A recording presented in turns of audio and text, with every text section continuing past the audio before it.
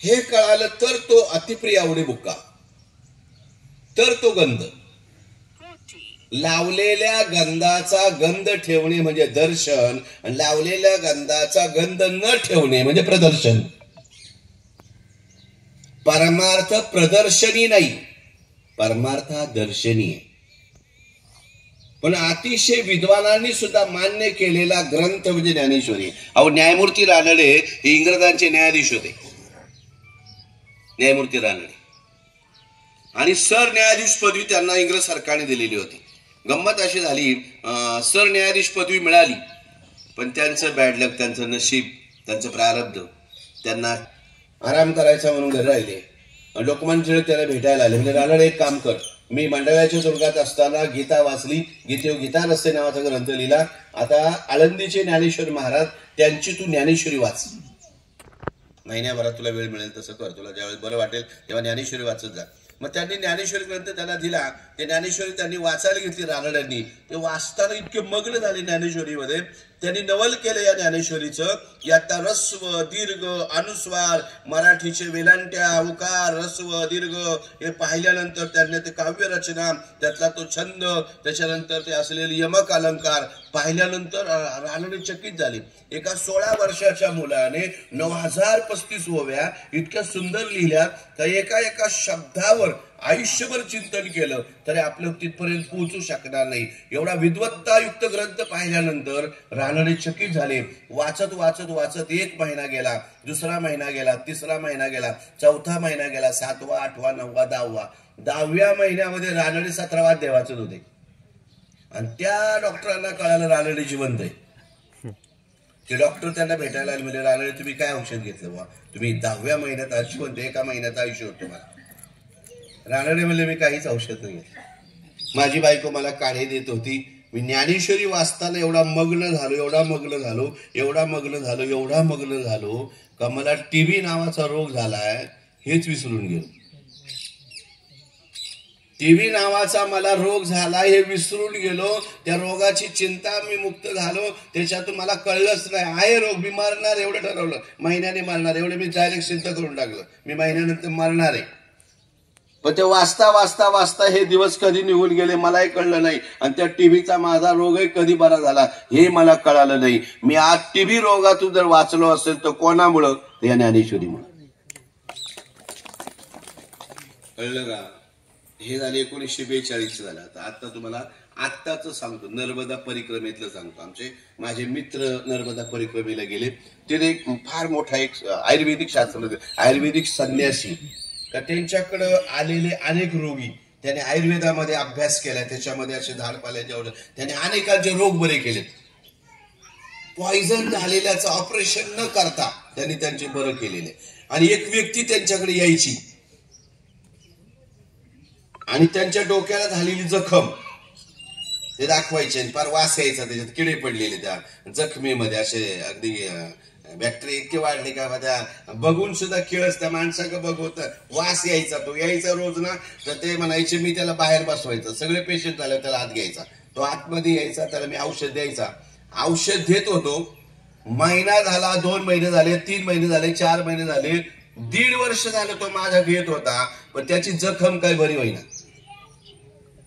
तर त्यावेळेस तो वैद्य सांगतो, मी इतका चिंताग्रस्त झालो का मी अनेक रोग्यांचे अनेक रोग बरे केलेत, आणि अनेकांच्या जखमा मी देतोय त्या औषधाने, त्या झाडपाल्यांच्या मुळ्यांच्या औषधाने बऱ्या होतात, याची का बरी होत नाही. तर त्यावेळेस तो वैद्य सांगत होता मी ज्ञानेश्वरी वाचणार आहे. मी ज्ञानेश्वरी वाचता वाचता वाचता 10व्या अध्यायामध्ये मी विचार केला, ज्ञानेश्वरी मी उघडली आणि वाचतानाच डोळ्यासमोर उभी गेली, हे अश्वत्थामास अभय. आणि मग माझ्या लक्षात आलं, त्या ज्ञानेश्वरीने मला सांगितलं तुझ्याकडे येणारा रोगी बरा का होत नाही, कारण तो अश्वत्थामा आहे. म्हणजे अश्वत्थामा आजही जिवंत आहे, तो त्याच्याकडे येत होता पण बरा होत नव्हता, हे दाखवलं कोणी, ज्ञानेश्वरीने. त्याच्यापेक्षा मी आता परवा हरिभक्तीपरायण प्रातस्मरणी वैकुंठवासी साखरे किसन महाराज साखरे यांचे ज्ञानेश्वरीचं प्रस्तावना वाचत होतो. त्यांचे आजोबा दादा महाराज साखरे, आणि त्यांच्या हातामध्ये काच भरली, आणि त्याच्यात पॉयझन झालं. पॉयझन झाल्यानंतर डॉक्टर म्हणले याचं ऑपरेशन केल्याशिवाय काच नाही काढू शकत आपण. ऑपरेशन म्हणून त्यांना ऑपरेशनसाठी घेतलं. पण ते म्हणले भुलीचं इंजेक्शन द्यावं लागेल दादा तुम्हाला. ते म्हणले मला भुलीचं इंजेक्शन नाही द्यायचं, तुला तसं ऑपरेशन करता आलं तर कर. अहो मुली होते काय सर शक्य आहे तुम्हाला वेदना सहन होतील का? ते म्हणले तुला काय करायचं तू कर. डॉक्टर म्हणले भुलीचं इंजेक्शन दिल्याशिवाय नाही होणार, बरेच जखम मोठी आहे, त्याच्यामध्ये ते शोधायला त्याच्यातून ते काढायला पॉयझन ते सगळं तुमचा हात पूर्ण चालावं लागणार आहे. त्याच्या वेदनात म्हणले ते मला होईल ते होईल, तुला काय करायचं फक्त मग इंजेक्शन द्यायचं नाही, मला भुलीचं इंजेक्शन न देता काच काढ. मग ते म्हणले त्यांची इच्छा झाला म्हणले घेतलं त्यांना ऑपरेशन थिएटरमध्ये. फक्त ते म्हणले ऑपरेशन थिएटरमध्ये मला ज्ञानेश्वरी वाचायला देशील का? म्हणजे चालेल.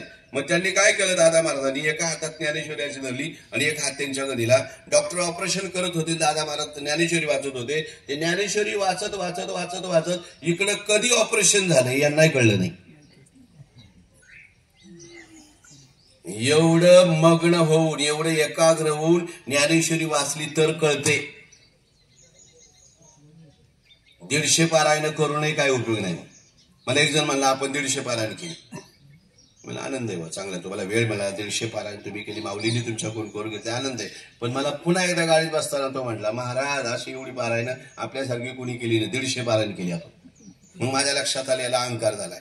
त्याला म्हटलं बाबा 150 पारायण तो केली मला याचा आनंद आहे, पण ज्ञानेश्वरी जिथं छापली जाते त्या छापखान्यात त्या प्रेसमध्ये कधी गेला का? मला बऱ्याच वेळा म्हणलं ती प्रेस एका तासाला 1000 पारायण करते. त्या प्रेसला विमान आलं का न्यायला? प्रेसचा उद्धार झाला का? प्रेस जाग्यावरच राहिली ना, तिचा काय उद्धार झाला का? नुसतं प्रेस करण्यात मजा नाही, तुमच्या बुद्धी पटलावर ते प्रेस झालं पाहिजे. म्हणून एकतरी ओवी अनुभवावी. कळतंय का माझं बोलणं? ज्ञानेश्वरी नुसती वाचून कळत नाही, भाव धरून या वाचे ज्ञानेश्वरी. अशा ज्ञानेश्वरीतील ही 18व्या अध्यायातील आजच्या प्रसंगाला उत्तर देणारी ज्ञानेश्वरी. बाळाला अपंगत्व प्राप्त झालं, घरातल्यांनी त्याची अत्यंत प्रामाणिकपणाने सेवा केली. 19 वर्ष ही सेवा करणं सोपं काम नाही. एक दिवसाला सुद्धा आता नाही का किती अवघड आहे नाही का, सगळं मलमूत्र काढायचंय बाळाच्या जाग्यावर, तरी पण कंटाळा केला नाही. घरातल्यांनी अगदी लाल प्यार करून त्याच्याशी सगळं केलं. ज्ञानोबराय म्हणतात हे आयुष्यामध्ये असं का घडतं? त्याला उत्तर देतात, जे ललाटीचे लिहिले मोडेगा काही केले, काळे गोरे पण धुतले फिटवणे. जे प्रारब्धात लिहिलेलं असतं ते कोणालाही चुकत नाही. ज्याप्रमाणे आता मी किती ठरवलं मला गोरं व्हायचं, होता इंगा किती मेकअप केला तर होईल का गोरा? कारण तो प्रारब्धाने मला मिळालेलं स्वरूप आहे. मला आरशात पाहिलं मलाही कधी कधी वाटतं काय एवढं खास नाही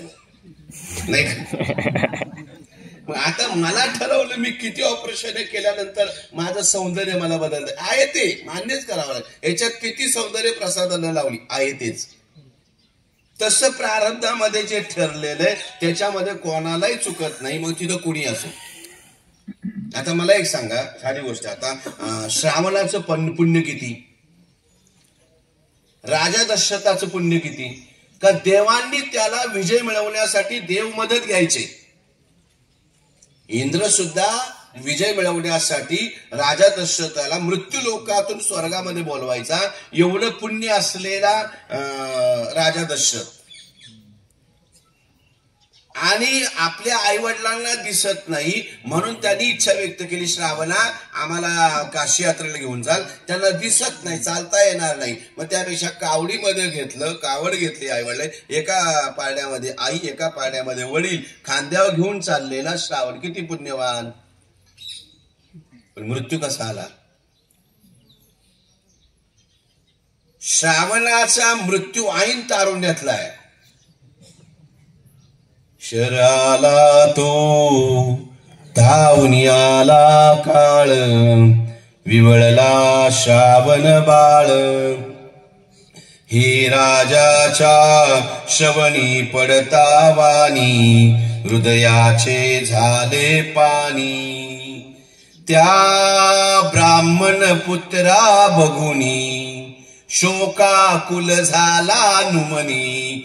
आसवे आणुनी नयनी, हा हंत तुझ्या नाशाला, मीच पापी कारण बाळा. मग कळवळुनी नुपास बोले बाळ, कशी तुम्ही साधली वेळ. मम म्हातारे माय बाप तान्हेले, तरु खाली असती बसले. आनाया निर्मळ वारी, तो लगबग घेऊन जारी. तो परत फिरे माघारी, तो तुमचा शराला उरात ऋतनी बसला. शराला तो दावणी आला काळ, विवळला श्रावण बाळ. एवढा पुण्य करणारा, आईवडिलांची सेवा करणारा मुलगा आईन तारुण्यामध्ये गेला, याला काय दोष? प्रारब्ध. राजा दशरथाने माझ्या मुलाला मारलं म्हणून त्या आईबापाने शाप दिला, तुही पुत्र शोकाने मरशील. राजा दशरथाला सुद्धा एवढा पुण्यवान असताना सुद्धा त्या श्रावणाच्या आईवडिलांचा शाप वरदान ठरला, कारण याच्या शापामुळे मला मुलं होणार. भले पुत्र शोकाने मरताय, पण एकही मुलगा शेवटी पाणी पाजायला नव्हता. जी मुलं मला पाहिजेत त्या मुलांनी माझा शेवट करावा, पण ती पाणी पाजायला नव्हती. याला काय सांगावं? भोगतो न घडे संचिता वाचुनी, करावे ते मनी समाधान. मनोनी मनी मानू नये खेदू, म्हणावा गोविंद वेळोवेळा. म्हणून जे संचितात लिहिलेलं असतं ना, त्याच्याबद्दल चिंता न करता एकच करावा, मनोनी मनी मानू नये खेदू, म्हणावा गोविंद वेळोवेळा. याच्या पलीकडे आपण काय करतो? कुरुक्षेत्रावरची मजा सांगतो. 18व्या दिवशी युद्ध संपलं. कृष्णाने रथ सोडला, घोडी मोकळी केली. कृष्ण स्वतः खाली उतरले, अर्जुनाला हात दिला, खाली उतरवलं. कृष्णाने अर्जुनाच्या गळ्यामध्ये हात घातला आणि काही अंतर चालून गेले, तेवढा रथ पेटला. धाड धाड धाड धाड धाड धाड रथ पेटला. सगळ्यांनी आश्चर्याने विचारलं, रथाला आज काय झालं? तसं अर्जुनाने विचारलं, देवा रथाला काय झालं? देव सांगतायत, जोपर्यंत मी रथावर होतो तोपर्यंत तुला कुठलंही संकट येऊ दिलं नाही, आलेल्या अस्त्र शस्त्र यांचा परिणाम तुझ्या होऊ दिला नाही. जोपर्यंत मी रथावर होतो तोपर्यंत मी तुझं संरक्षण केलं. जोपर्यंत मी रथावर असतो तोपर्यंत त्याच्या केसालाही मी धक्का लागू देत नाही. या रथावर जोपर्यंत तो आहे तोपर्यंत याला केसालाही धक्का लागू देत नाही. एकदा रथावरून तो उतरला का हाही रथ तास 2 तासाने पेटलेला असतो. तसं अर्जुना, त्या रथावर मी आहे तोपर्यंत तुला काही होऊ दिलं नाही, तुझं संरक्षण केलं. मग अर्जुनाने विचारलं, देवा 18 दिवस या रथावर बसून माझं संरक्षण केलं, मग माझा अभिमन्यू का नाही वाचवला? माझा तरुण मुलगा का नाही वाचवला? जसं मला तुला वाचवता आलं, मग माझ्या अर्जुनाला, माझ्या अभिमन्यूला का नाही वाचवलं? माझ्या मुलाला का नाही वाचवलं? तेव्हा कृष्णाने सुद्धा अलगत खालच्या स्वरामध्ये सांगितलं, अर्जुना अभिमन्यू तुझा मुलगा आहे, पण अभिमन्यू माझ्या लाडक्या बहिणीचा मुलगा, माझा आवडता लाडका भाचा आहे. तो जन्माला येण्याच्या अगोदर मला माहित होत, माझा अभिमन्यू तुझा मुलगा, माझा भाचा जन्माला येण्याच्या अगोदर मला माहित होते याचा मृत्यू कुठे आहे. चक्रव्यूह फोडायचं मी शिकवलं, पण त्याच्यातून बाहेर पडण्याचं नाही शिकवलं. का? त्याच वेळेस सुभद्रेला झोप लागावी, त्याच वेळेस का त्या आतल्या गर्भाने होकार द्यावा, मला का वाटावं बसा, असं का घडलं? अर्जुना, अभिमन्यू तुझा लाडका भाचा आहे, तसा लाडका मुलगा आहे, तो माझा लाडका भाचा आहे. ज्या वेळेस तो माझा आशीर्वाद घ्यायला आला, चक्रव्यूह फोडायला मी जातोय,